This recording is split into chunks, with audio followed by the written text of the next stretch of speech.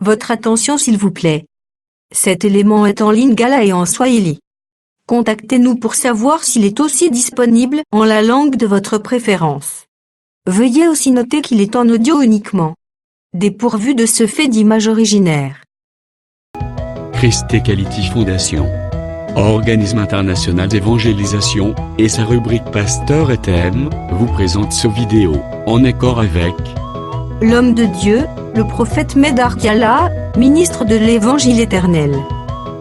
Suivez-le tous les jours sur christequality.com et sur évangile-éternel.com.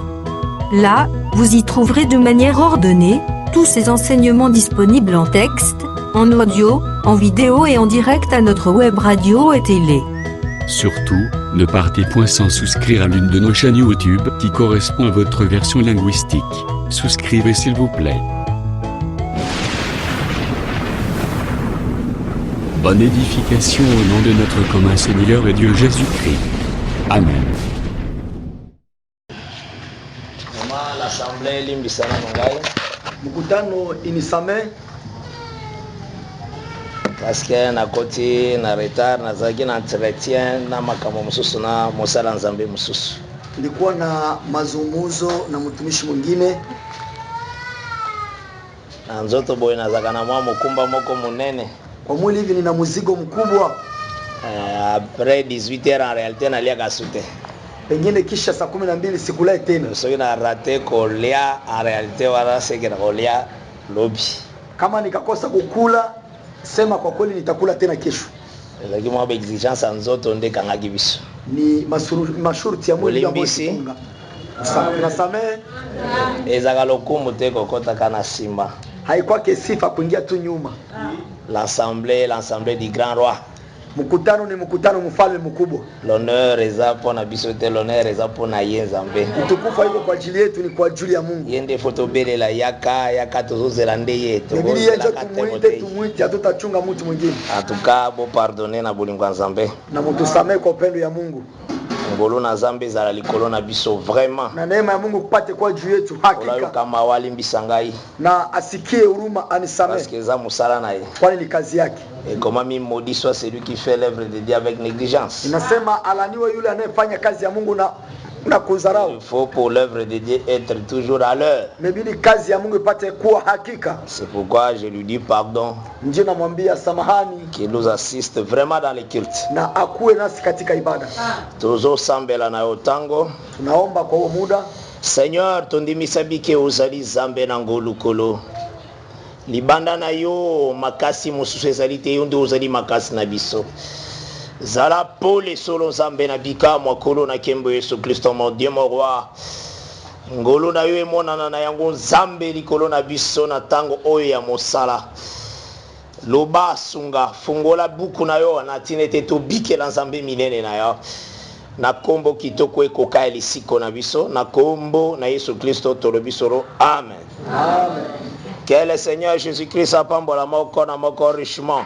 Bwana wetu Yesu Kristo abariki kila mmoja na utajiri hakika. Je pense que tondimisemi que nous aimons tous le Seigneur. Tunahakikisha kama sio tunampenda Bwana. Eza parce que yenda lingaki biso ya yambo. Ni kwamba yeye alitupenda kwanza. Pe azui asopi bolingo na nzela molimo na ye mo santo na mitema na biso. Na anachukua anamwanga upendo wake kwa njia ya mioyo yetu. Avant linga nzambe ifeza la ya linga kiona. Mbele wewe mpende Mungu kwa kwanza yeye mbele alikupenda. Parce que la Bible ezo ebisa biso. Nini natuambia?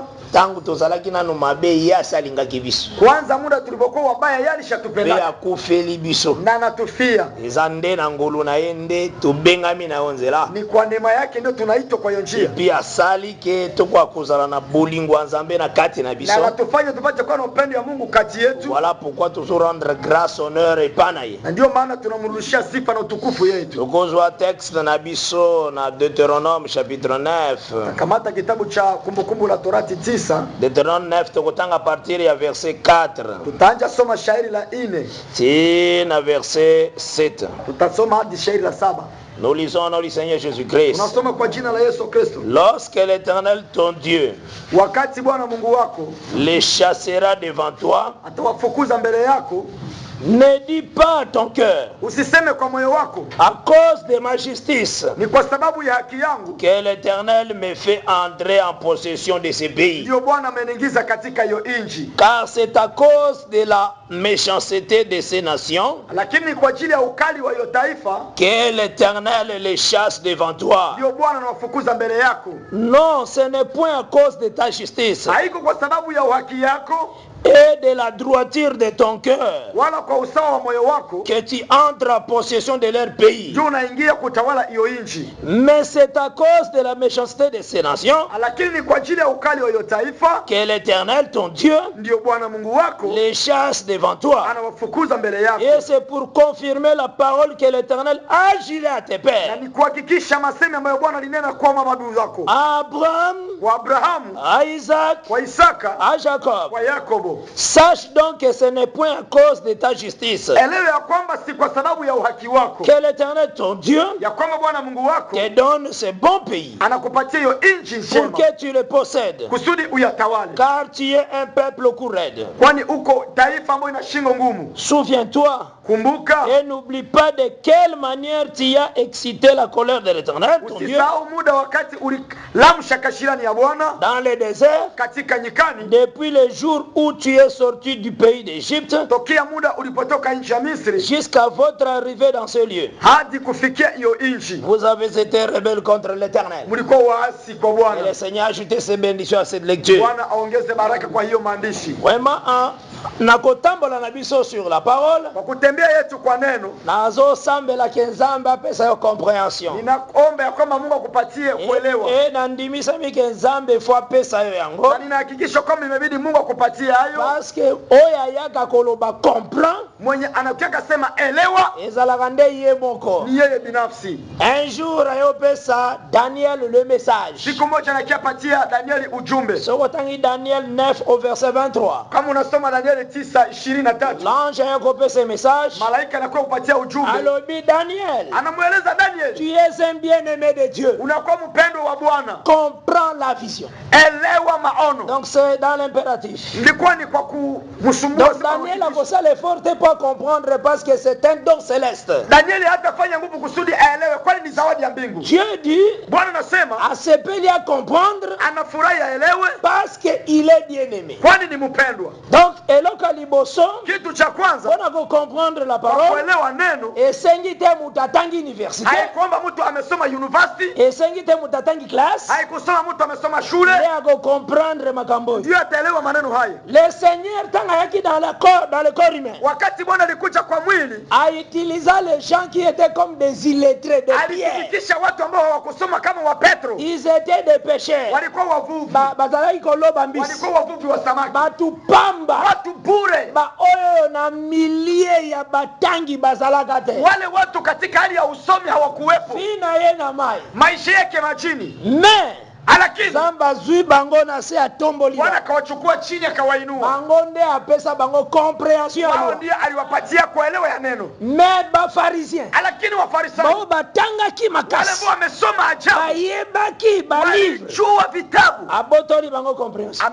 amewanyang'anya Apesa kuelewa. compréhension na batu très simple. Amepana kuelewa watu bure. Le Seigneur aloba même, Bwana alisema hata, je tirerai la louange dans la bouche des enfants. anasema nitakokota sifa katika vinywa vya Okomo watoto. na mutaza presque moindre. Unapaswa kuona mtu kwa Mais bure, Dieu vient, il tire louange là. unaona Mungu anakokota sifa ndani yake. Annonça qu'il y a Matthieu 17. Aliyatangaza katika Mathayo Donc c'est 17. qu'il faut yeba boye que Inabidi ujue kwamba makambo ya bonzambe pona koyeba yango. mambo ya Mungu kwa kuyaelewa Ezosenga te mpo olataka bien. haitaomba kwa sababu unabaraka Nde vizuri. Nzambe fo bana kuexplika kayo parole. Mungu ataje kutafsiria neno. Ezosenga te mpo osala badolare na ndako. Haikuomba kwamba una madola Nde nyumbani. Nzambe fo explike la parole. Mungu atakutafsiria neno. Mais mpo ozali prédestiné. Lakini kwa sababu umekuwa muandaliwa, Akombayo utakala po comprendre. alikujua baada ya maneno ndio kusudi uelewe. Nde yango aye kopesa yo la Ndio parole. anakuja kupatia neno. Et c'est pourquoi nous sommes réjouis-toi. Na ndio maana nakwambia furahi. Tango zo comprendre la parole, Wakati réjouis-toi. unaelewa neno furahi. Car plusieurs kwani comprennent umati wa watu wengi hawaelewa hayo maneno. on a kososolango ifeza la grâce Kwa kuyaelewa ni neema. ndo yango tozoloba makamboyo Ndio tunasema maneno haya. tozoloba ke tu es heureux Tunasema uko mwenye heri. parce que le Seigneur a sepeli kopesa yo son royaume, Kwani Bwana anafurahi kupatia ufalme wake. parce que le royaume Kwani ufalme c'est l'explication de la loi, le psaume et les prophètes. ni matafsiri ya sheria na manabii na Zaburi. C'est ça le royaume. Hiyo ndio ufalme. Dans Matthieu 13, Kwa Mathayo 13 azo comparer le royaume analinganisha ufalme à du levain na hata chachu qu'une femme a prise ambayo mwanamke et alichukua a tienne à 3 mesures à farine. ametia katika vipimo 3 vya Alors, unga. jusqu'à ce que la pâte soit levée. Anasema hadi hiyo ugali ifimbe sana. Alors, c'est ça le royaume. Anasema hiyo ndio ufalme. Donc, levain, il faut faire très attention. Imebidi ufanye angalisho na hiyo chachu. Parce que ça, dans levain, Kuna chachu, la Bible, où ils ont péché, chachu ambayo ni dhambi ils ont dans levain, na kuna chachu nyingine où ils ont enseignement des pharisiens, ambayo inakuwa ni mafundisho ya Farisayo. ils ont dans levain, Kuna chachu où ils ont l'explication de la loi, les psaumes et les prophètes. na kuna kuwa chachu ambayo inakuwa tafsiri ya sheria, manabii na Zaburi. Et là, quand on fait bakotiango ne sikana ya. Imebidi kila kitu cha kuitia kwa nafasi Ayebi yake. saki ba disciple. Aliambia wanafunzi, Attention au levain des pharisiens. angalisho kwa wachache wa Farisayo. Wana zolo bela faux enseignement. Anazungumzia mafundisho mabaya. Aye encore. Anakuja tena Na loi sur la fête pain sans levain. kwa sheria juu ya mkate bila chachu. Alobi en Exode 13. Anasema na Kutoka 13 Na l'air il y a 7 jours à pain sans levain. ya siku 7 ya mkate pasipo chachu, Aucune maison ekozala na pain ya levure. na hakuna nyumba ambayo itakuwa na mkate wa chachu. Wana lobeli levure comme péché. Bali anazungumzia chachu kama dhambi. Aye maintenant na Matthieu 13. Anakuja kwa Mathayo 13. Aye na Matthieu 13. Mathayo 13 Nde maintenant zolo baboye. sasa anasema hivyo. Verset 33. Shairi na 13. Matthieu 13, verset 33. Mathayo 13, 13 shairi na 13. verset 33. Shairi na 13. Il leur dit cette autre parabole. Akawaeleza tena huo mfano. Le royaume des cieux Ufalme wa mbingu est semblable à du levain umelinganishwa na chachu qu'une femme a pris ambayo mke mmoja alitwaa et mis dans 3 mesures de farine na kaitia katika vipimo vitatu vya unga jusqu'à ce que toute la pâte soit levée. kusudi hata hiyo unga yote iweze kavime. Levure oyo, Hiyo chachu hii, c'est l'esprit de Christ. Levure maintenant. hiyo ni roho ya Kristo. Hiyo chachu hii, Femme oyo, mwanamke huyu c'est Jésus-Christ dans le ministère. ni Yesu Kristo ndani ya huduma. Parce que tango yaki dans son ministère, Wakati alikuwa ndani ya kazi yake, tango balingaki bateka ye, wakati watafuta kumuuzisha, jour Judas Iscariot akendaki koteka ye pa ya ba pharisien, si kwenye Yuda alienda kumuuzisha kwa Farisayo. ba pharisien baestimaki la prix ya le prix ya kosomba Jésus na 30 cycles. Wafarisayo walifikiria bei ya kumuuza Yesu kwa dinari 13.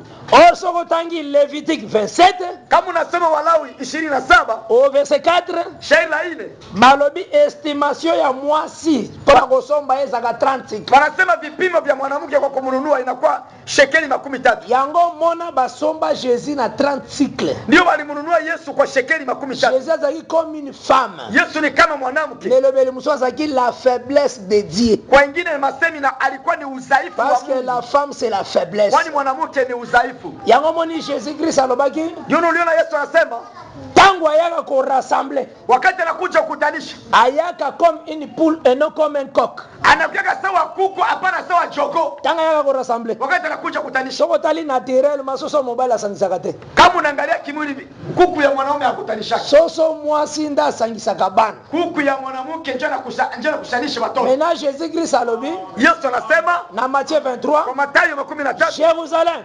Yerusalem, Jérusalem, Yerusalem, qui tue les prophètes, mwenye naua manabii, qui lapide ceux qui te sont envoyés. mwenye naua wale wenye walimtuma. Combien de fois ai-je voulu rassembler Israël comme une poule? Mara ngapi nipende nibakutanishe Israeli sawa kuku. Tango yaka ko rassembler yaka comme une femme. Wakati anakuja kukutanisha na kuya saa mwanamke. Ayaka pas comme un homme. Hakuyake saa mwanaume. Ozona na madame? Unapata mzuri? Femme na sens ya la faiblesse de Dieu. Mwanamke kwa hali ya udhaifu wa Mungu. Parce que la Bible se déclarait Biblia inasema kwamba Jésus-Christ a kufaki à cause de sa faiblesse. Yesu alikufa ni kwa sababu ya udhaifu wake. Je pense que c'est autant d'écriture encore. Na wazo shasome andiko. Na 2 Corinthiens 13. Wakorinto 10 Wakorinto wa pili 13. 2 Corinthiens 13. Wakorinto wa pili 13. Verset 4. Shaila hili. 2 Corinthiens 13 verset 4. Wakorinto wa pili 13 shaila hili. Je lis au nom du Seigneur Jésus-Christ. Tunasoma kwa jina la Yesu Kristo. Car il a été crucifié Kwa sababu alitundikwa à cause de sa faiblesse. kwa sababu ya udhaifu wake. Ambo. Donc comme il était femme, c'est pourquoi il a été Kwa crucifié. mwanamke ingalibidi atundikwe. Parce que la femme c'est la faiblesse. Kwani mwanamke ni Je udhaifu. pense aux na malam. Na wazo wafikiria Oh, il y akumbe. a eu un mur plutôt à séparation entre Bison et Israël. Ulikuwa ukuta mmoja kati ya Israeli na sisi. Et ce gars-là qui a brisé mur à séparation, Ingalibidi avunje huo ukuta huo. a rassemblé. Haikutanisha. Comme besoin de qui a rassemblé, Kwani aje ilikuwa kutanisha il fallait ça une poule. ingalibidi akuwe kuku. Parce qu'il rassemble comme une poule. Anakutanisha sawa kuku. Yango balobi de deux, il a fait un. Anasema na wawili aliwafanya kwa mtu mmoja. Je pense que besoin na malam. Na waza mnafuata vizuri. Jésus-Christ n'était pas tenté par le diable comme Adam.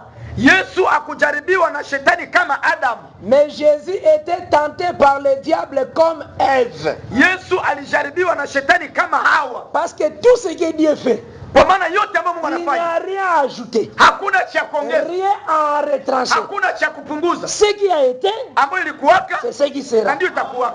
Dieu ramène que ce qui est passé. Mungu anachukua yale ambayo yaliyopita. Soko qui est dans le jardin d'Éden, Kama unaenda kwa bustani ya Edeni, Satan tikala kotelema devant Adam te. shetani akusimama mbele ya Adamu hapana. Faites attention. Fanya angalisho. Atelema devant Ève. Alisimama mbele ya Hawa. Dieu ramène que ce qui est passé. Mungu anachukua yenye lishapita tu.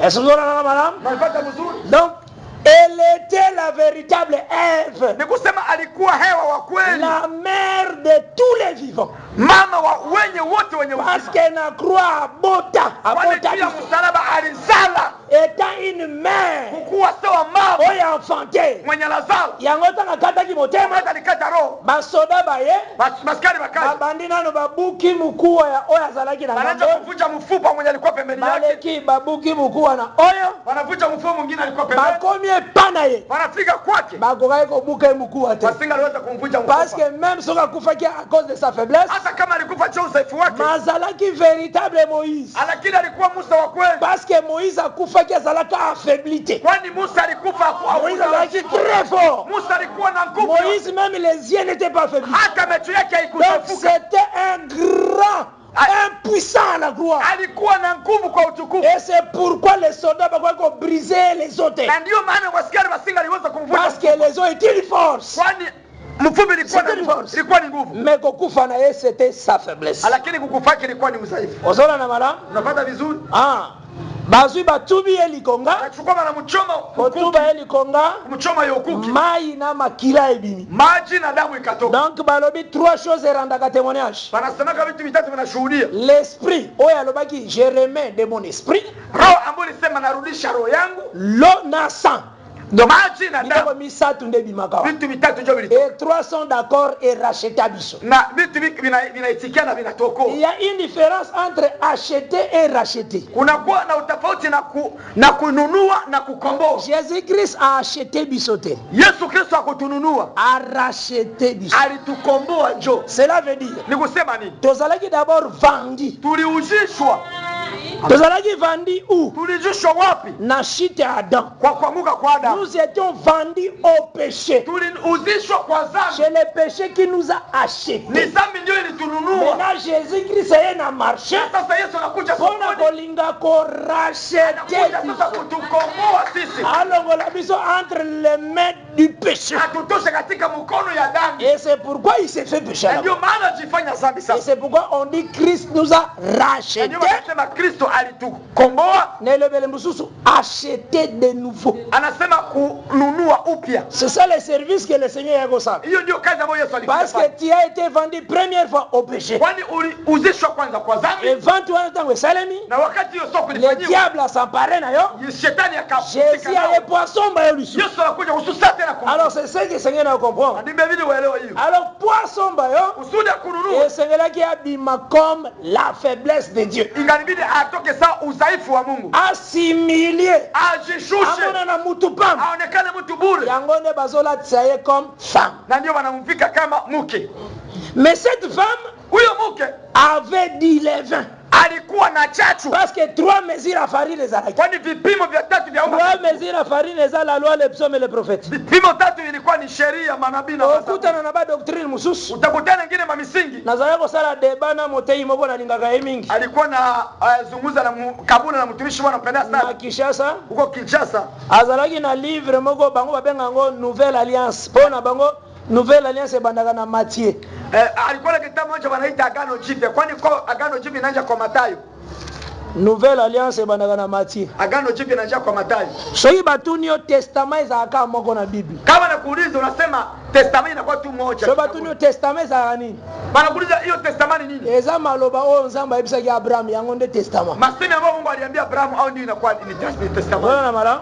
Unapata vizuri? Mena bongo ba loi nyonso. Hiyo masheria zote hizi. Loi ezalaki sheria ilikuwa procedure nini? Hali nini? Hali oyo esengelaki kozwa. Aminga libidi kuchukua. Pona Abraham na posterité na ye bakota na valeur ya testament. Kusudi Abraham na taifa lake waingie katika usamani wa hiyo testament. Nde bapesa ki procedure. Na ndio walileta hali. Esengelaki nyama kufa. Ingalibidi nyama ifariki. Esengelaki taba kufa. Ingalibidi c'est ça procedure. Hiyo ndio ilikuwa hali. Mais biloko nyonso wana Nzambe aboyaki yango. Lakini hivyo vitu vyote Mungu alivikana. Aboyaki kokoti sa posterité ya Abraham na kati ya validité ya testament. Alikatala kuingiza taifa la Abraham katika kuharibika hiyo testament. Jésus a ko remplacer loi. Ingalibidi Yesu akuja badilishe sheria. Toujours na kati ya même procédure. Katika hiyo hali moja ile tu. Ke kuna bazali ko boma nyama. Kule walikuwa na nyama. Maintenant Jésus abima comme nyama. Yesu atoke sawa nyama. Parce que procédure ya kota na testament na héritage. Kwani njia kuingia ndani ya testament sawa urithi. Il fallait la mort du testataire. Ingalibidi kufa ya yule mwenye wanaita testataire. Or ye testataire na loi boyaki kokufa. Ule mwenye alikuwa mwenye sheria alikatala kufa. Yango Salomo amonaki. Yesu Sulemani aliona hiyo. Ayebisi ye. Anamweleza. Jette ton pain dans l'eau. Anasema tuba mkati yako majini. Yonde bwaka lipa nayo. Wewe njoo utume mkati yako. Soki ubwaki lipa nayo. Kama unatuma mkati yako. Uko yako retrouver lipa nayo. Utakia kupata mkati yako. Parce que jusque là uboya kubwaka lipa nayo. Kwani mpaka pale unakataa kutuma mkati yako. Ole nzamba bwaka lipa. Usudi Mungu atume mkati. Azolo babosa la ba pain sans levain. Anasema mfanye mikati. Otia na table de pain de proposition. Anasema mtie juu ya meza ya kuandalia. Salomo lobi non, Seigneur. Anasema pana. Jette ton pain. Tuma mkati yako.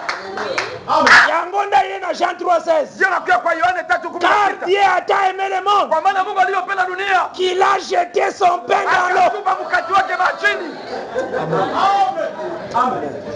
C'était la demande de Salomon. Ilikuwa ni maombi ya Sulemani.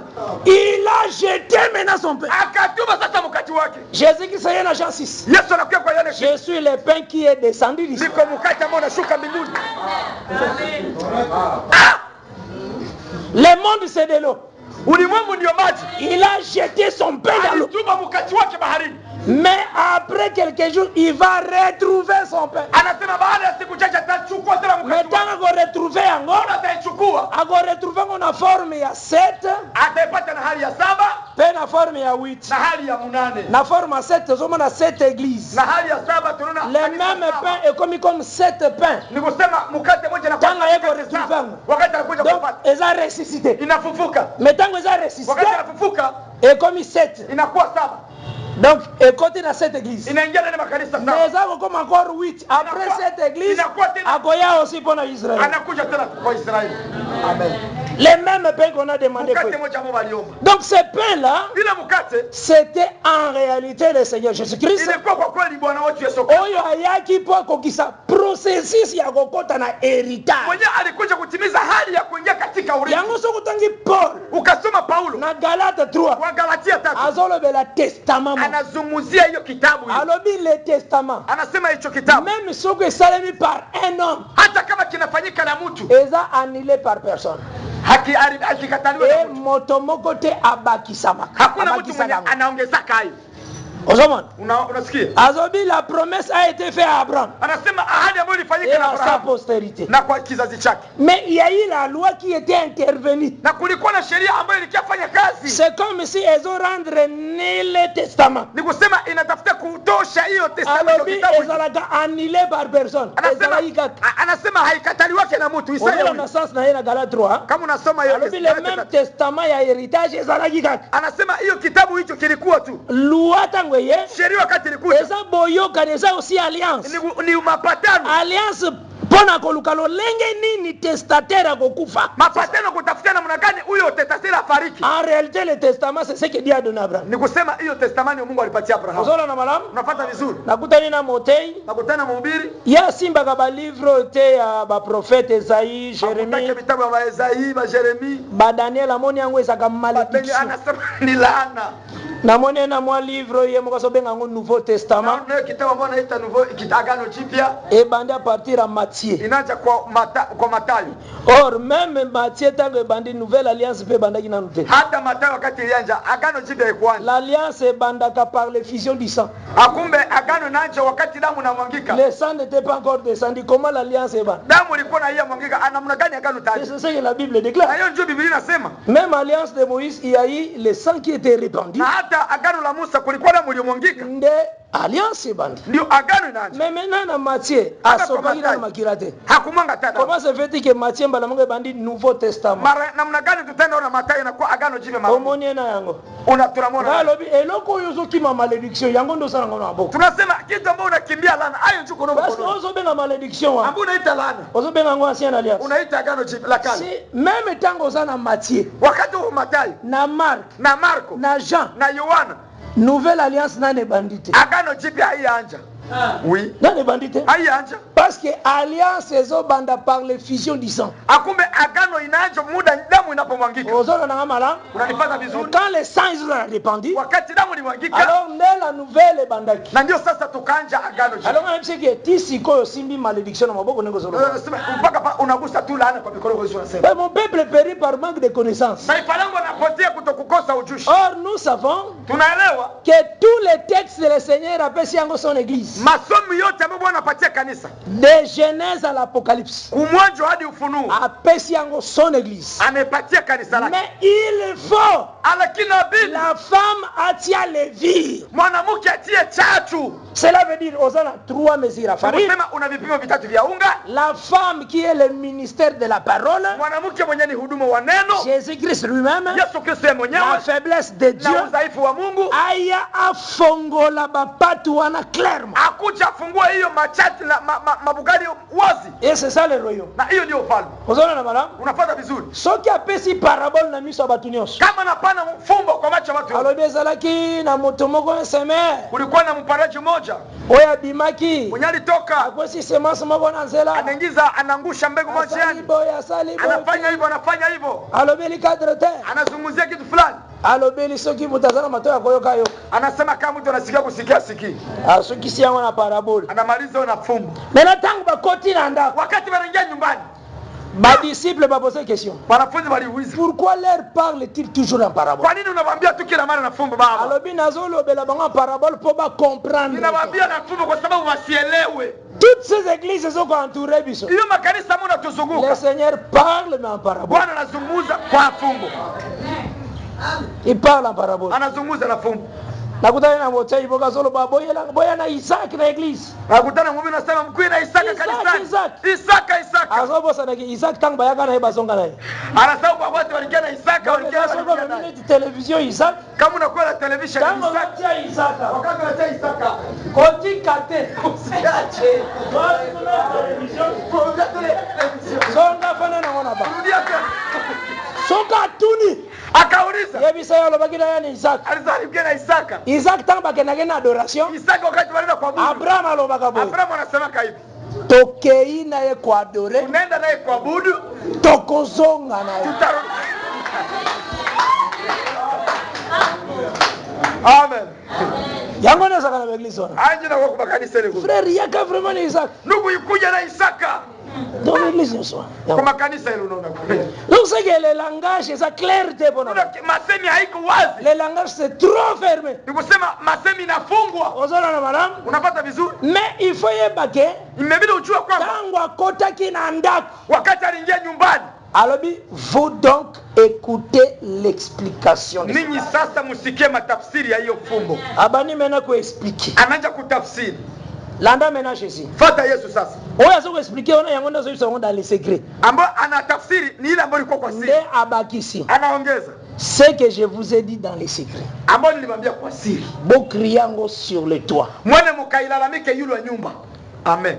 Donc la recommandation du Seigneur Nzambe a sengate muta répéter ka écriture nengi na église msolo répétaka mokanda ya yambo ya Saint Paul kutumwa ya Mungu haikusema kwamba turudishie masemi ya Yesu kama vile watu wanasemaka barua ya kwanza ya mtumishi Paul mokanda ya Isaya barua ya Isaya liloba na Nzambe wana neno la Mungu hayo ile tondimi yango naitika après sukeliwa kisha inaishia pale. Jésus n'a pas dit ça. Yesu akusema vile alobaki ce que j'ai dit dans les secrets ambao nilisema katika siri. Dans les secrets il disait vous donc écoutez l'explication. Kwa siri alimwambia ninyi msikie matafsiri. C'est ce que j'ordonne que vous criez. Na ndio mbona nawaruhusu mulalamike. Alobita kiboki de répéter kaka écriture ndenge yango eza. Sema murudishie maandiko kwa gisi yako. Mais parlez de l'explication au-dessus du toit. Nikusema muzungumzie matafsiri juu ya nyumba. C'est ça le mandat du Seigneur. Na hiyo ndio kutumwa ya Bwana.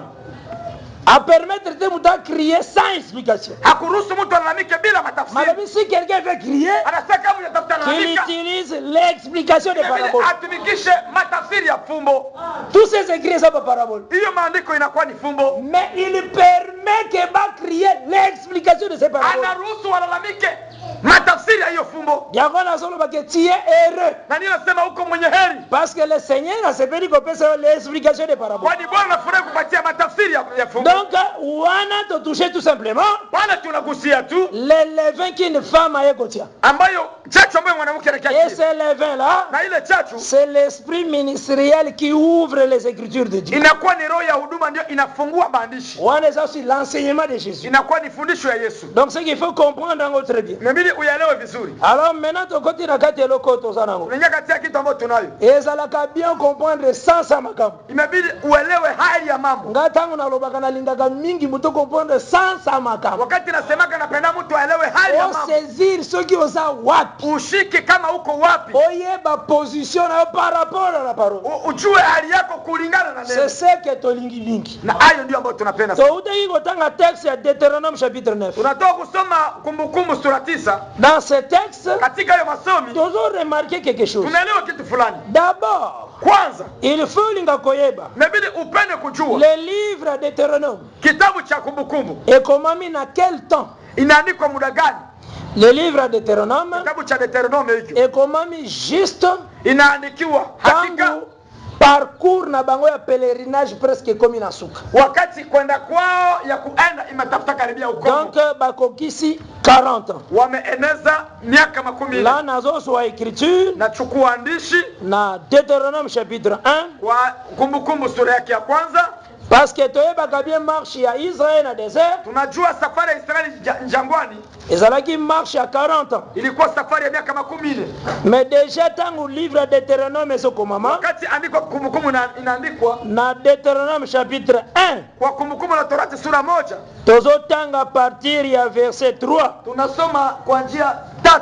Nous lisons au nom du Seigneur Jésus-Christ. Tunasoma katika jina la Yesu Kristo. Dans la 40e année. Kwa mwaka wa 14. Au 11e mois. Kwa mwezi wa 11. Le premier du mois.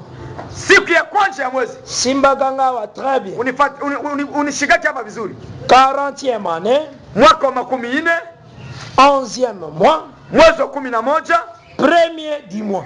Mwezi wa kwanza. C'est que année wana poesi la etikali combien de temps? Ile mwaka kusudi ishi inabakia na wakati gapi? En réalité etikali à peu près 2 mois. Inabakia tu na miezi 2. Donc mois wana ile mwezi 11e, ile mwezi wa 11. Après mois ya 12e. Na kisha mwezi wa 12. Nde 40e année vraiment ici. Na mwaka wa makumi ine inaisha. Or, akumbe il fallait que 40 ans ingalibini miaka makumi ine et cela avec le ministère de Moïse. Ingalisha na huduma ya Musa. Sokozu Deutéronome 34. Kama unakamata kumbukumbu la Torati makumi tatu na ine. Oko remarquer que balela matanga Moïse pendant 30 jours. Utaelewa balilia kilio cha Musa muda wa siku makumi tatu. Donc tozo remarquer bien. Tunaelewa mzuri que vraiment ya kwamba un mois mobimezalaka consommé pour na matanga ya Moïse. Mwezi mzima uliisha juu ya kilio cha Musa. En cela. Na kwa hiyo tozo saisir très bien. Tunashika vizuri que Moïse akufi na suka ya ba 11e mois.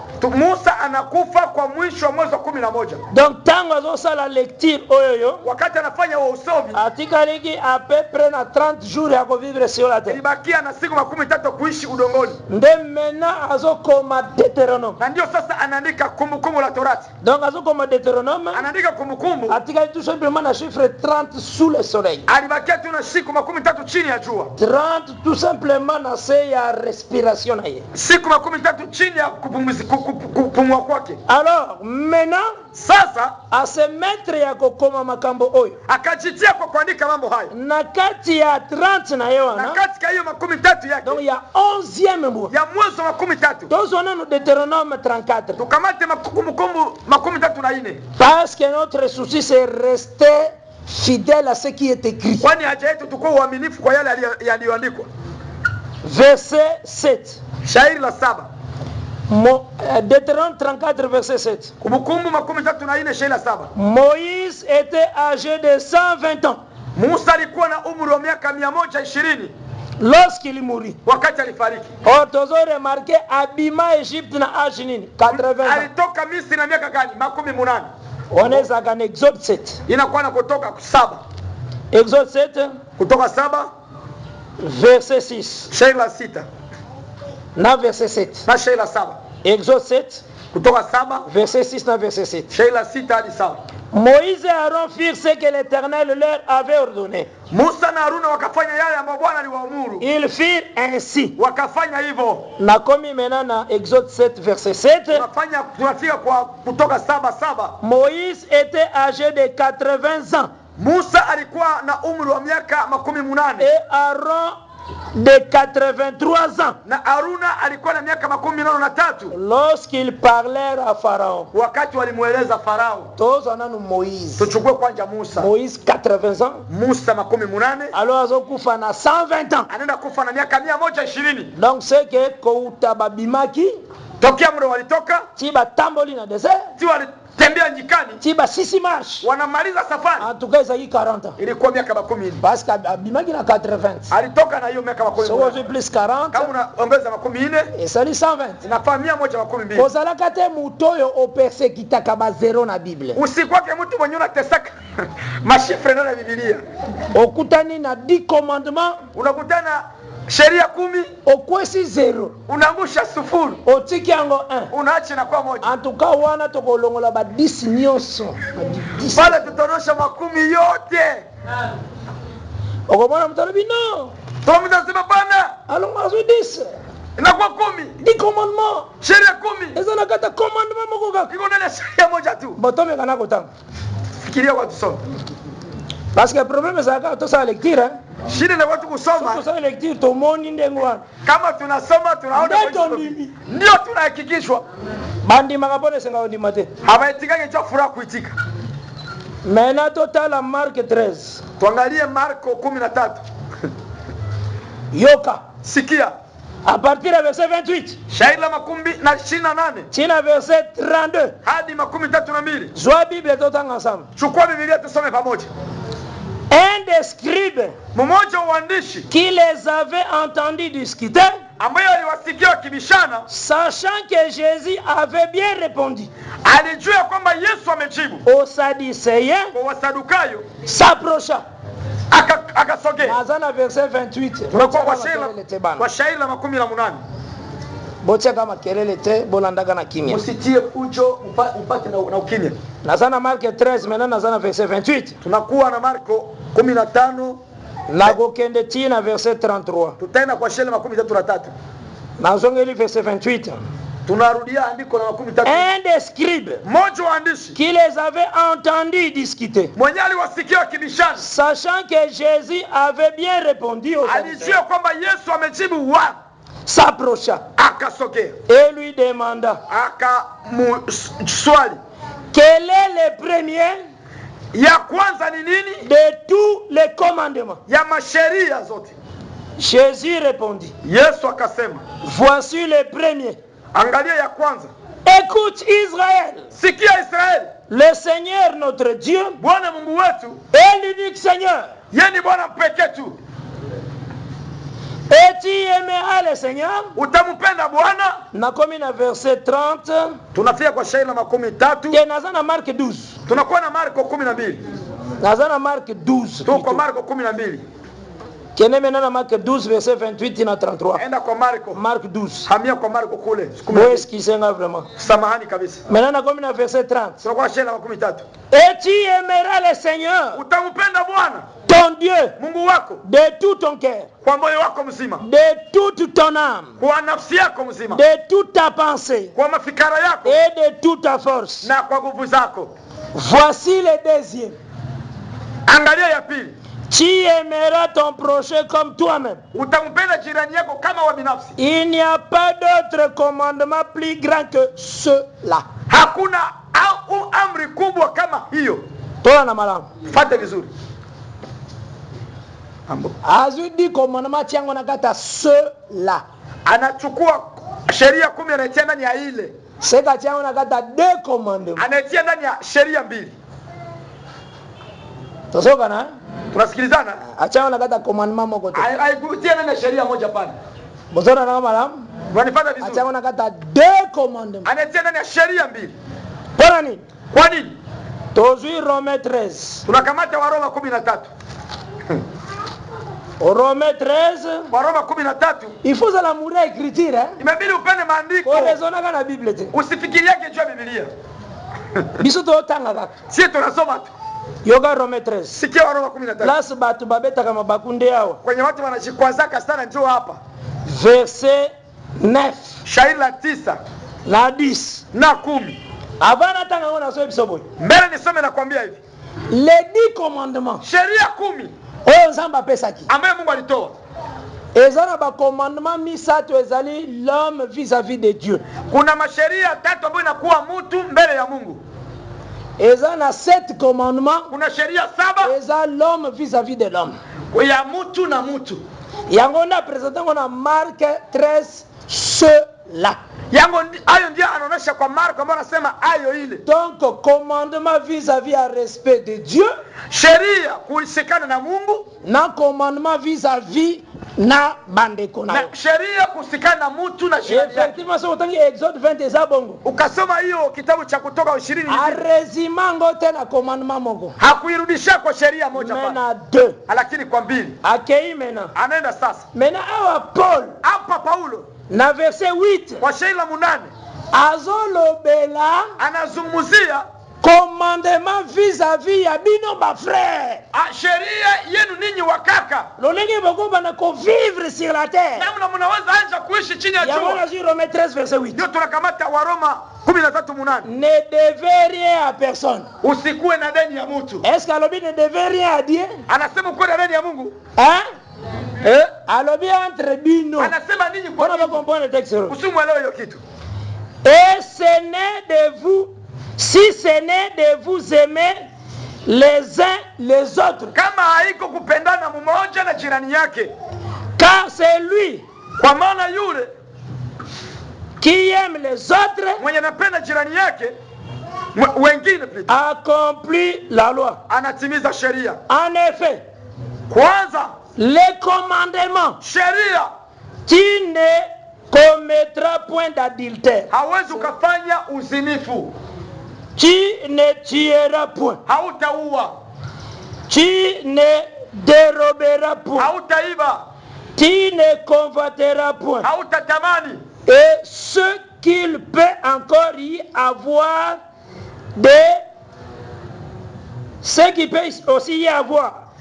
Yale ambayo inapaswa kuwa tena. Se résume dans cette parole. imekuwa imeandikwa katika hiyo neno. Tu aimeras ton prochain comme toi-même. Utampenda jirani yako kama wewe binafsi. Alobelite que tu aimeras Dieu. Faites attention d'abord. Angalishwa kusema utampendaka Mungu. Parce que Dieu a présenté qui des commandements. Kwani Mungu alionyesha sheria mbili. Tozokana na bino hein? Parce qu'il a dit des commandements na Marc 13. Alionyesha sheria mbili kwa Marko 13. D'abord, kwanza, tu aimeras ton Dieu comme toi-même. Utampenda Mungu wako comme toi-même. Sawa wewe binafsi. Donc tu aimeras ton Dieu d'abord plutôt de tout ton cœur. Utampenda Mungu wako katika moyo wako. Pardon, de tout ton cœur. Samani kwa moyo wako. De tout ton âme. Nafsi yako. De tout ton esprit. Kwa roho yako mzima. Car l'Éternel Dieu est le seul Seigneur. Kwa maana Bwana ni Mungu mmoja tu. Wana par rapport à Dieu. Ile ni kulingana na Mungu. Alobeza na commandement musueza na yango semblable. Anasema kuna kwa nyingine sheria inalinganishwa. Tu aimeras ton prochain. Utampenda jirani yako. Maintenant Jésus a lobby. Sasa Yesu anasema tous les commandements se résument dans ces deux. Hiyo masheria yote inaandikwa katika mbili. Pas dans un. Hapana ndani ya moja. C'est un verset. Tunasoma andiko. Nazolo bato basoka 10 bakwisi 0. Nasema watu wenye wanakamata 10 wanangusha sufuri. Alobi se résume dans ces deux. Anasema inaandikwa kwa mbili. Et awa wamena Paul hapa Paulo azolobe la portion ya deuxième. Anazungumzia sehemu ya pili. Ezo se résume inaandikwa tena tu aimeras ton prochain comme toi-même. Utampenda jirani yako kama wewe binafsi. Alobeli amour vis-à-vis na bino. Anazungumzia upendo mtu mwingine na mjiwe. Awa wasitete le commandement tu aimeras ton Dieu. Hapa kusema utampendaka Mungu wako. Tozoka na malamu ha? Unasikilizana vizuri. C'est très important ces choses. Ya muhimu sana hiyo mambo. Parce que koya kukuta mtu azo persécuter ba zero sali yelo kote. Utakutana mtu anatesa sufuru anatena na mateso. Amona 50 kwa isi 0. Anaona 50 nangusha sufuru. Komoni tena unazana 50? Unaona tena miaka 50. Sio ile kwa isi 0. Nikagusha sufuru. Atika na 5. Anabakia na 5. Oh, 50 50 etali saka jubilé. Inaonesha yubili. 5 etali saka jubilé te. 5 haionesha yubili hapa. Metela courage azui. Angalia bidii ambayo anachukua. Alongoli 50 en existence. Anatosha hiyo 50 kwa uwepo. Or 50 zana signification nangu. Akumi 50 ina tafsiri yake. Akutani ya 70. Frère ngai 70. Anakutana hiyo 17 kati ya 17. Nini? Nzamba tanga na 0 te. Mungu asabeke sufuru. Kwa sisi. Anangusha sufuru. 0 kwa etika ni 7. Sufuru anguke na bakia 7. Oh frère. Oh kaka. 70 zana signification nangu na Bible. 17 ina maana yake. Na peso signification nangu. Nipatie maana yake. Esaïe 23 verset 15. Isaya 13 shela 15. Yozo persécuter 70 pourquoi? Unatesa 17 kwa nini? Eselioni. Inakubali. Esaïe 23 verset 15. Isaya 13 shela 15. En ce temps-là, kwa ule muda tu tomberas dans l'oubli. Utanguka katika kusahau 70 ans. Mara 17. Virgule. Balingi ko expliquer 70. Wanatafuta kutonesha 70. Balobi nini wana? Wanasema nini hapa? C'est que dire la vie d'un roi. Hein? Ambayo inaishi maisha mfalme. La royauté, ufalme, reine inadumu 70 ans. Miaka 17. Ozala na malamu? Unafanya vizuri. Yango ko remarquer que Adam zanga 70 ans pa kokisa mokolo Nzambe. Utaelewa kwamba Adamu alikosa miaka 17 kusudi anenge siku ya Mungu. Akufa na 930 ans. Alikufa na miaka 19. Nzambe aretiraka yeka 70 ans. Bwana alimtosha tu 17. Parce que pour Dieu un jour est comme 1000 ans. Kwa Mungu siku moja ni miaka 1000. Adam kufi na jour aliaki. Adamu alikufa kwa siku. Parce que Nzambe alobaki mukolo kolende mukolo kukufa. Kwani Mungu alimwambia siku utakufa na utakufa. Pierre tali. Wakati Petro anaangalia. Alobia pour le Seigneur tanga sakolo ba mukolo kukufa. Asa wakati Bwana alisema siku utakufa na siku utakufa. C'est que un jour pour Dieu zaka 1000 ans. Kumbe siku moja kwa Bwana kwa miaka 1000. Yango Adam kufa na 930 ans. Ndio Adam alikufa na miaka 913. Pierre amoni alobia ili koloba kenza ametanga za koloba jour c'est que ça qui 1000 emplacements. Akumbe wakati Mungu alikuwa anazungumza siku kumi ilikuwa tu 1000 moja. Bona nini zamba bomaki na 930. Kwa nini Mungu alimwona miaka 1000 po abotola qui est royauté? Kwani alimunyang'anya ufalme. Parce que chiffre 70 c'est la royauté. Namba ya 17 ni ufalme. Sokotali existence ya David ezaka 70 ans. Na kota na biloko wana te. Ukaikala hali ya Daudi ilikuwa miaka. C'est lui le roi type. Yenjo ki mfalme wa kivuli. Il a fait sous ce soleil 70. Alifanya miaka 17. Ambo. Rona na malam. Unapata na ukutana na 70 nana ebisho kwa sa zero. Unakutana na 17 nani alikwambia uongoshe? Parce que cette étale c'est la perfection. Kwani saba inaonesha eza signification mususu. Inakuwa na timilifu nyingine. 5 ezotali sa service ministère. Tano inaonesha huduma kazi. 50 c'est jubilé. 15 ni yubili. Pentecôte. Maintenant aux yeux longoli 0 na 50 pour nini? Unakamata unaondosha hiyo sufuri kwa nini? Kwa je? Maintenant sasa yozo théologie 10.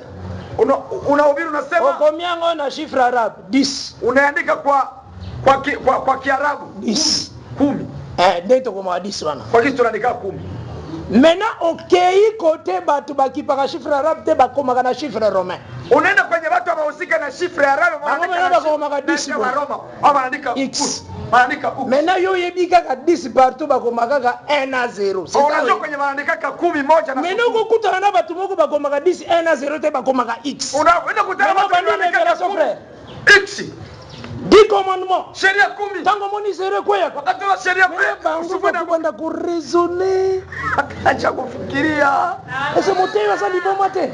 Huyo mubira iko masimu huyu. Basi bango 10 bakoma bango boy. Hiyo uko anaandika kwa x. Maintenant na ebite kuna soko koteke, soko longoli nzete moko bwaki.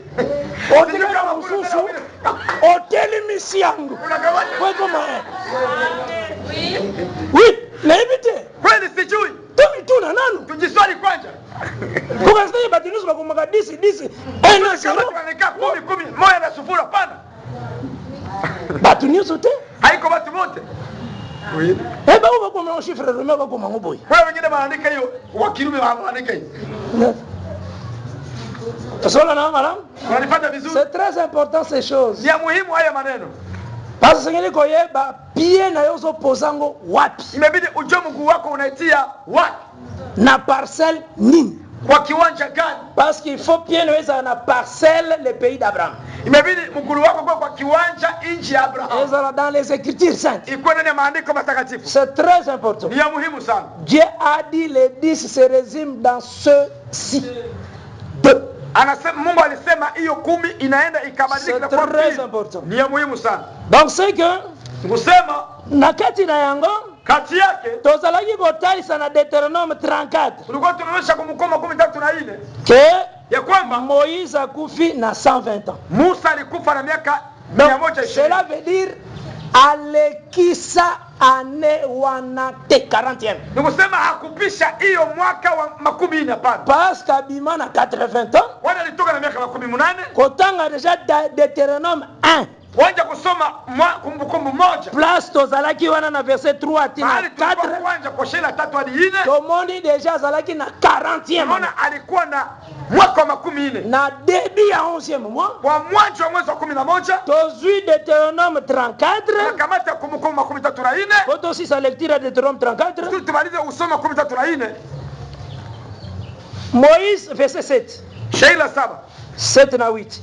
Moïse était âgé de 120 ans. Musa alikuwa na umri wa 120 lorsqu'il mourut. Muda alipofariki. Sa vie, maisha yake, sa vie n'était point affaiblie. Macho yake haikudhaifuka.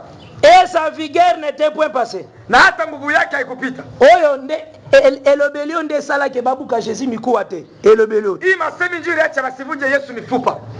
Ozona nanga mana? Unapata mzuri? Elobelio. Hii masemi.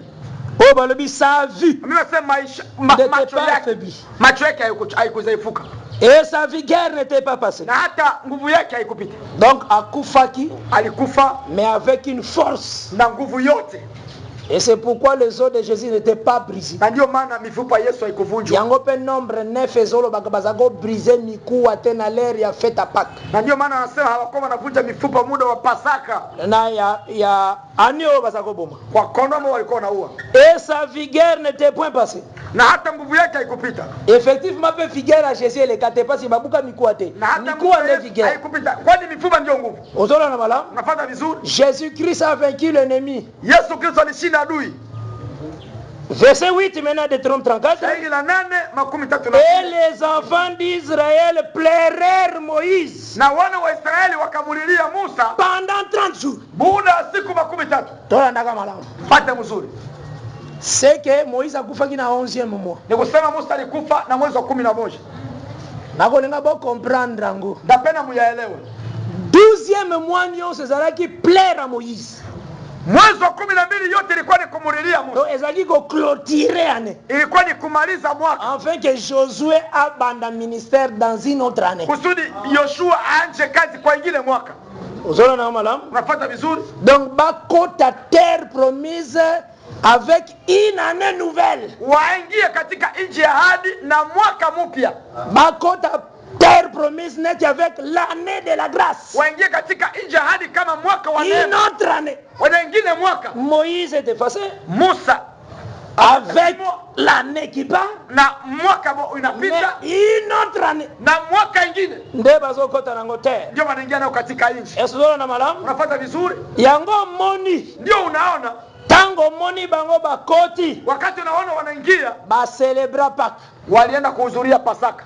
Na Josué 5. Na Yoshua 5. Biloko nyonso tokotala ngo malembe. Hivyo vitu vyote tutaviangalia pole pole. Parce que biloko nyonso ekoma pamba te. Hivyo vitu vikuandikwa bure hapana. Pamba te. Hapana bure. Ozu Eli. Unakamata Elia. Azotambola ensemble avec Élisée. Anatembea na Elisha. Arabi Dieu m'a envoyé à Gilgal. Mungu amenituma Gilgal. Tanga sobana na Gilgal ezaka pamba te. Wakati anaenda kala Gilgal c'est très significatif kwa bana. Ni muhimu kufia Gilgal. Alonge Gilgal. Anatoa Gilgal. Il m'a envoyé à Bethel. Ananituma Bethel. C'est significatif. Ina maana. Ozona na maana? Unapata vizuri. Alonge Bethel. Anatoka Bethel. Il m'a envoyé à Jéricho. Ananituma Jericho. Akoma Jéricho. Fika Jericho. Akoma na position ko traverser Jourdain. Anafika kwa hali ya kuvuka Jourdain. Na va traverser. Mbele avuke. Na bora Jourdain. Kwa maji ya Yordani. Akutana avec 50 fils de prophètes. Alikutana wana 15 wa manabii. Donc après marche naye na kota kusha soleil. Kutembea yake kwa kulala kwa jua. Tanga zosi sa marche na kota kusha soleil. Wakati atakumaliza safari kwa kulala kwa jua. Il a vu le chiffre 50. Akaona nini namba 15. C'est très significatif. Ni ya maana vile. Ndio akati sake ina ngamo. Ndio akavuka kene nyingine ngamo. Donc marche à côté sukela avec 50. Hiyo safari huko ilishia na 15. Mwana nyonso anzamba bandaka voyage toujours na Gilgal. Mtoto wote wa Mungu anaanza safari yake ku Gilgal. Parce que Gilgal, kwani Gilgal eza esika oyo Josué ni mahali ambapo Yoshua akataki circoncision pour la seconde fois. Alitahiri watu kwa mara ya pili. Na Josué 5. Kwa Yoshua 5. Na ane mususu. Kwa mwaka ingine. Ndakata circoncision. Alitahiri watu. Kuna nde balobaka ke bosoni nyonso Egypte elongwe. Na ndio pale wanasema haya yote ya Misri ikaondoka. Donc Gilgal ezaneti. Gilgal iko sawa. La conversion. Kubadilika yani kugeuzwa. Neti Pierre tanga na acte 2. Wakati Petro soma kwa kutoka. Première prédication anezalaki Gilgal. Mahubiri ya kwanza ilikuwa ni ya Gilgal. Asome batuna repentez-vous. Anachukua watu na kutubu. Convertissez-vous. Mutubu. Et si vous recevrez le don du Saint-Esprit. Na mtapokea zawadi ya Roho Mtakatifu. D'abord Gilgal. Kwanza Gilgal. Amen. La repentance d'abord. Kutubu kwanza mbele. Même Jésus. Hata Yesu. Ministère ne banda d'abord repentez-vous. Huduma yake ilikuwa kutubu. Jean-Baptiste. Yohana Baptiste. Ministère banda repentez-vous. Huduma yake ilianza kutubu kwanza. Or nous avons le ministère de Christ aujourd'hui. Akume leo tuna huduma ya Kristo leo. Cela veut dire nous commençons toujours par repentez-vous. Akume tunaanza kwanza mutubuni kwanza. Yango moni ce ministère en Pierre. Na ndio huduma na Petro. Et banda ikaka repentez-vous. Anaanza tubuni kwanza. Donc azome manandu batuna première ville Gilgal. Anachukua watu kwa maisha kwanza ya Gilgal. Mais quand les gens vont se repentir, wakati watu watatubu, batubeli, wanatubu sasa. Pierre alobaki, Petro anasema, vous recevrez le don du Saint-Esprit après le baptême. Mtapokea zawadi ya Roho Mtakatifu Or, tant aussi baptême du Saint-Esprit, 1 Corinthiens 6, verset 19. Ne savez-vous pas que vous êtes le temple du Saint-Esprit? Cela veut dire qu'il faut que dans deuxième ville appelée Bethel. Parce que Bethel veut dire maison de Dieu. Donc, après la repentance, tu deviens maison de Dieu.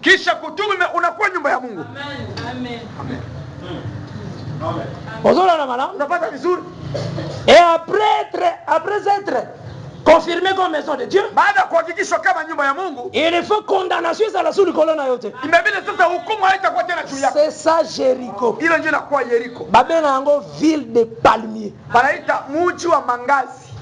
C'est dans Deutéronome 34. Comment ville on a Deutéronome 34? Verset 3. Le midi, les environs du Jourdain. Le midi, sud, côté sud. Magharibi ilikuwa inawazinga, côté Jourdain, ilikuwa ngambo ya Yordani, la vallée de Jéricho, bonde ya Yeriko, la ville de palmiers, mji wa ngazi. Unaona malamu hein? Jéricho c'est la ville de palmiers. Yeriko ni mji wa mangazi. Or palmier tel ça comme le juste. Akumbe ngazi inaonyesha sawa watakatifu. Donc quand quelqu'un a le Saint-Esprit, wakati mtu ana Roho Mtakatifu, il devient juste. Anakuwa mwenye haki. C'est ça troisième ville. Mais après cela, il faut aller jusqu'à la perfection.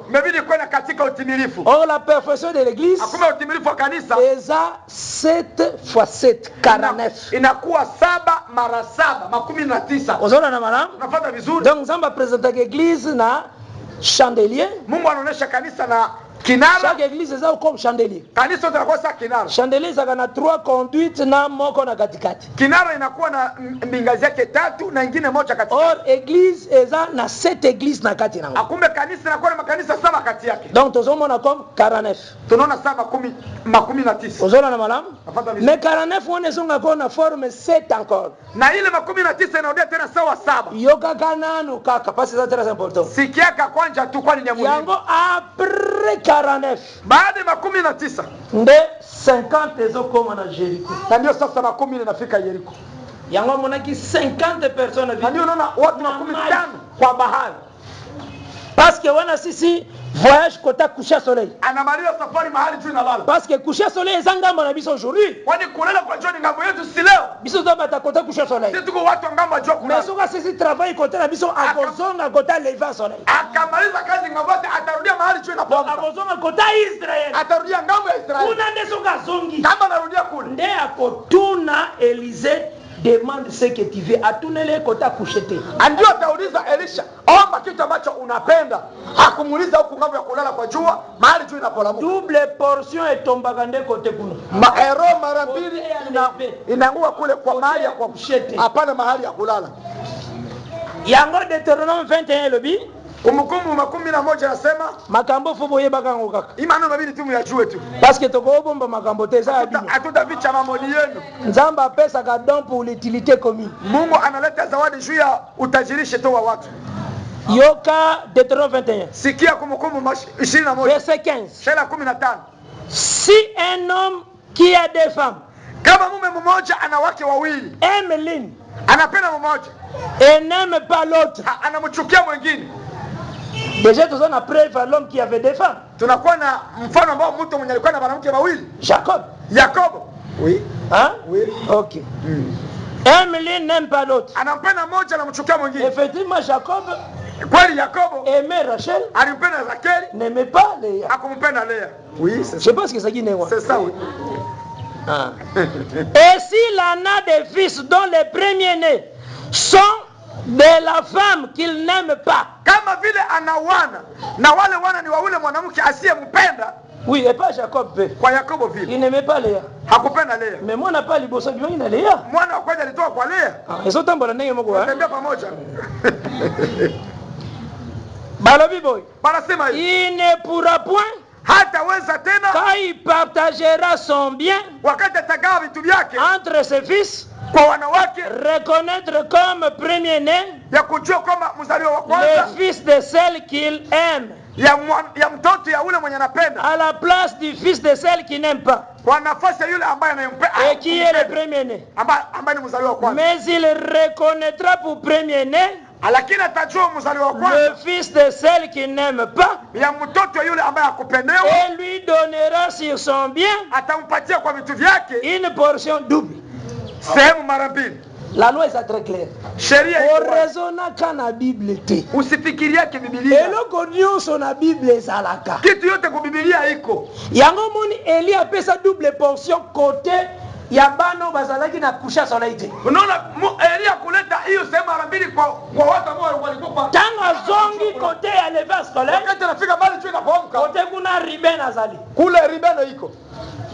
Kote kuna Gad azali. Kule Gad iko na etena demi tribu de Manase. Na kuna sehemu ya Manase iko kule. Donc Ruben oya ute pa Leya. Ruben mwenye anatoka kwa Leya azalaki mabelele zalaki na ngamba kote ya Leve. Hiyo udogo wake ilikuwa ngamba ya kwanza wajua. Oui. Kote wana Leve teli saka comme peuple d'Israël. Ile ngamba inaonyesha sasa taifa la Israeli. Kote coucher teli saka aussi comme biso. Mahali ya kulala kwa John inaonyesha sawa sisi. Tunaona malamu ha? Tunafuatana vizuri. Hata saka pende ngwana. Inaonyesha vile. Ndeta avomi kote wana. Wakati anafika kule, nde akitisa double portion. Ndio alishusha sasa upako mara mbili. Akoki ko contredire Moïse. Hawezi kupinga Musa. Unaona malamu? Unafuata mzuri? Yango bona nako ko confirmer. Na ndio kusudi tu kuhakikisha le témoignage ya 49 na 50e ya ushuhuda wa 40 hadi 50. Tabernacle maskani ezalaki posé na 4e année. Ilitiliwa kwa mwaka gani? Toko répondre avec écriture. Tutajibu na andiko tu. Faut alaka patient et enseignement. Inabidi kuwe na uvumilivu, ni mafundisho Enseignement faut alaka na ba témoin belé. Mafundisho inabidi kuwe na mashuhuda wengi. Verset 16, 17 na 18 ya Exode 40. Ya Kutoka 40, 16 na 17. Moïse fit tout ce que l'Éternel lui avait ordonné. Musa akafanya yote ambayo Bwana alimwamuru. Il fit ainsi. Akafanya hivyo. Yoka verset 17. Sikia shairi la 17. Le premier jour. Siku ya kwanza. Du premier mois. Ya mwezi wa kwanza. De la deuxième année. Ya mwaka wa pili. Le tabernacle fut dressé. Maskani ikatengenezwa. Tabernacle ebima boye mobimba. Maskani ilitoka hivi mzima. Deuxième année. Kwa mwaka wa pili. Tunafisikilizana. Premier jour ya premier mois. Siku ya kwanza ya mwezi wa kwanza. Le batia tabernacle. Ndio walitia maskani. Or tabernacle. Akume maskani. Etalisaka Jésus Christ. Inaonesha Yesu Kristo. Tabernacle etalisaka pe biso. Inatonesha civile. Parce que biso tout ça aussi comme le corps de notre mari. Kwani sisi tunaonekana sawa mwili ya mume wetu. Donc tout ça nzoto ya époux na biso. Tunakuwa mwili ya bwana harusi. Donc tabernacle etalisaka pe biso. Maskani inaonesha vile sisi. Mais la tabernacle kolongwa. Maskani itaondoka. Ezotalisa enlèvement na biso pe totiki mabele toke. Inaonesha kunyakuliwa kwetu, tunaacha udongo tunaenda mbinguni. Maintenant totala ba demontaka ngo quand. Tuone waliibomola muda gani. Koye baka ke makamino saka na tina na Biblia. Mambo yote yanakuwa na maana kibiblia. Nombre 10. Nombre 10. Hesabu 10. Verset 11 tina 13. Shairi la 11 hadi 13. Le 20e jour. Siku ya 20. Du deuxième mois. Ya mwezi wa pili. De la deuxième année. Ya mwaka wa pili. Sala nous calcule. Fanya hesabu. 20e jour. Siku 20. Ya deuxième mois. Ya mwezi wa pili. De la deuxième année. Ya mwaka wa pili. Calcule. La nuée s'éleva de dessus le tabernacle. Wingu ikainuka juu ya maskani. Du témoignage. Ya ushuhuda. Et les enfants d'Israël partirent du désert. Na wana wa Israeli wakaelekea nyikani. Du Sinaï. Kwa Sinai. Selon l'ordre fixé. Kulingana sheria iliyotiliwa. Pour leur marche. Kwa safari yao. La nuée s'arrêta dans le désert de Paran. Na wingu ikasimama kwa nyikani ya Paramu. Balobi, ils firent ses premiers départs. Wanasema ilikakuwa safari ya kwanza. Sur l'ordre de l'Éternel par Moïse. Kulingana na utaratibu wa Musa. Donc kobanda batiaka tabernacle. Muda walitia maskani. Na Exode 40. Kwa Kutoka 10. Verset 17. Shairi la 17. Batiaki yango na premier jour, walitia kwa siku ya kwanza ya premier mois, ya mwezi wa kwanza ya deuxième année, ya mwaka wa pili. bapikolango Bali yabo wekende voyager kusudi yaende ya safiri na 20e jour kwa siku ya 20 ya deuxième mois, ya mwezi wa pili ya deuxième année toujours. ya mwaka wa pili. Cela veut dire tabernacle fandaki pendant combien de jours? Ni kusema maskani ni kala muda siku ngapi? Mois ya liboso ezalaka 30 jours. Mwezi wa kwanza na kwa mois na Bible za 30. mwezi wa Biblia kwa 13. Au premier mois 30. Mwezi wa kwanza 30. Maintenant deuxième mois, mwezi wa pili nombre 20. Hesabu nombre 10. Sheria balobi tabernacle ezolongwa mukoni. Sema maskani natoa siku gani? 20e jour. Siku ya 20. Donc aujourd'hui 30 plus 20. Unakamata 13 kuongeza 20. C'est ça. Tabernacle fanda pendant 50 jours. Ni kusema maskani ni kala muda miaka 10. Donc tant que kukisi 49. Wakati inaeleza 19. Donc 7 fois 7. 7 na 7. 50e. 50. Ba démonter tabernacle ki. Banaifungua maskani inaenda. C'est pour confirmer les 50 fils. Na ndio inahakikisha wana 50. Tangu Elias aussi ça marche na ndangu wa kusha soleil. Wakati Elisha anamaliza mwana kwa kulala kwa jua. Il faut kutana na 50. Ingalibidi akutane 50. Donc aleki déjà 49. Anapita 19 na 4. Masobola ninga mala. 19. Unaifuata mzuri. Yango moni. Ndio unaona. Le Seigneur église zaka kamoko. Bwana kanisa ni moja. Donc en réalité chandelier za moko. Ni kusema nini kinara ni kimoja. Mais eteni nyonso église. Sehemu yote ya kanisa. Étape nyonso zalaki ya église. Ambayo ni kwa ni tau ya kanisa. Ezo bomba vie nyonso ya chandelier. Inavicha uzima yote ya Le Seigneur a présenté église. Bwana anaonesha kanisa na symbole ya cette église. Anaionyesha kwa mfano wa kanisa 7. Cette église nyonso wana. Hiyo kanisa 7 hiyo. Motei nango ezande Jésus yemoko. Mhubiri yake ni Yesu tu. Bakosa yote bayebiso ba Roussel. Bakwambia o Roussel. O Branham. O Branham. O Mutuboye. O nani? Église ya liboso. Kanisa ya kwanza. Il faut tunagana ba batu. Ulize kwanja watu. Na fête des expiations. Kwa mwaka wa pona pardon ya péché à peuple. Juu ya masamehe ya dhambi ya taifa. Combien de fois le souverain sacrificateur asperge kama kila sur le propitiatoire? Mara ngapi kuhani alikuwa ananyunyiza damu kwa taifa? Asperge ka 7 aspersions. Anamwanga mara 7. Maintenant na kata réalité. Kwa ukweli Église à Jérusalem est la 40e aspersion. Kanisa la Yerusalemu ni kwa unyunyizo wangapi? Maintenant église Éphèse. Kanisa ya Efeso. Est la 4e aspersion. Ni kwa unyunyizo wangapi? Parce que ça Éphèse, kuna Efeso, Smyrna, Pergame, Thyatire, Ozui, nani Sarde, kuna Sardia, Philadelphie, Laodicée. Kuna kwa Laodikia. Nyonso ezo participer na aspersion. Yote inahusika na hiyo unyunyizi. Kwa sababu maintenant sasa souverain sacrificateur asali aspersion comment? Kuhani anafanya unyunyizo namna gani? Soko kaboli cette église wana na Jerusalem. Ukatenga hiyo kanisa na Yerusalemu. Sio kufi. Sunafariki. Okoma na 8 aspersion. Utafika kwa unyunyizo wa 8. Les 7 églises sont des églises symboliques. Makanisa 7 ni makanisa ya mfano. C'était des églises qui étaient en Asie. Ni makanisa ilikuwa Asia. Mais ambaziongo comme tout un mystère. Mungu anachukua sawa siri. Pour expliquer vignon sur église sur la terre. Kusudi atafsiri maisha yote ya kanisa chini ya jua. Ozola na mara? Nafuata vizuri. Donc na kati nango nyonso eza na chandelier. Kati yake yote kuna kinara. Pour preuve. Kwa mfano. Soko zui exhortation le Seigneur azolo en Éphèse. Ukakamata maoni ambayo Bwana anasema kwa Efeso. Alobi si tu ne te répands pas. Anasema kama usipotubu. Je viendrai et j'ôterai le chandelier qui est en toi. Nitakuja nitaondoa kinara ambayo iko ndani yako. Chaque église a un chandelier. Kila kanisa na kinara. Nazolo baneo na pwani. Nasema vile tu. Donc chaque église a un chiffre 7. Ni kusema kila kanisa ana namba 7. Sardes a un chiffre 7. Na Sardes alikuwa na namba 7. Pergame a un chiffre 7. Pergame alikuwa na namba 7. Yote a un chiffre 7. Yote ilikuwa na namba 7. Logo les a présenté 7. Kwa kisi inaonyesha 7. Yo sala 49. Inafanya 19. Amen. Donc okoloba te ke o ba Pierre ba koma ki na perfection te. Ba koma ki na perfection. Anakufia kwa utimilifu. Balifika. Oh, église.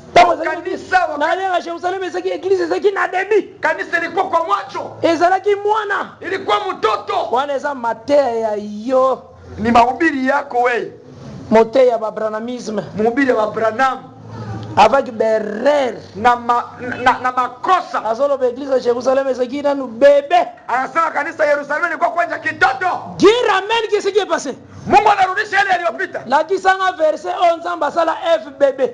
Ulionyeshe andiko ambalo linasema Eva walimuumba kuwa bebe. Eva banda bala mako mkolo. Eva yeye tu kwa mtu mzima hivyo. Amen. Abanda bebete. Hakuanja bebe. Amen. Motei mbazuru ba église Jerusalem ezaki na bebe. Mhubiri mzima anasema kanisa Yerusalemu kwa bebe. Dire amen que ce qui est passé. Mungu anarudisha yale yaliyopita tu.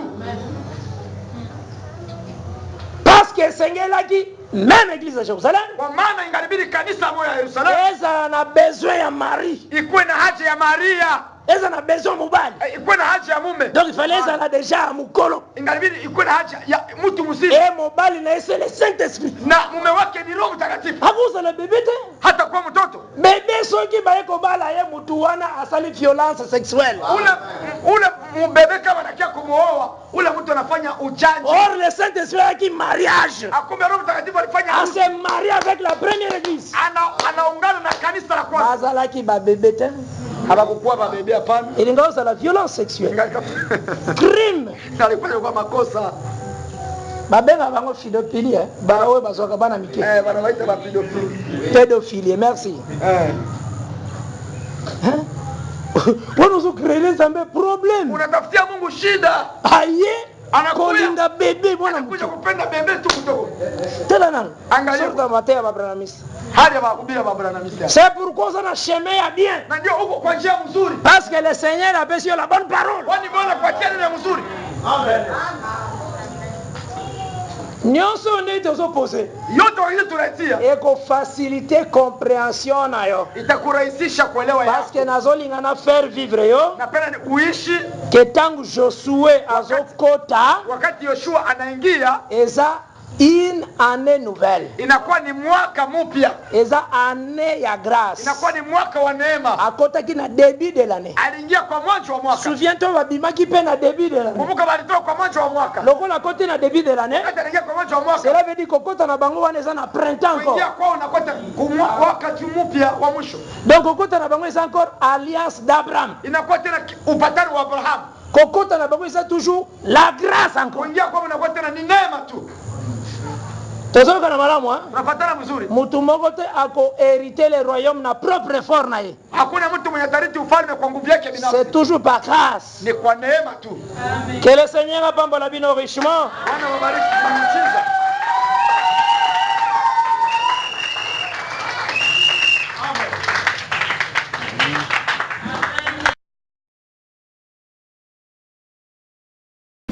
Merci d'avoir suivi ce message et que Jésus-Christ vous bénisse.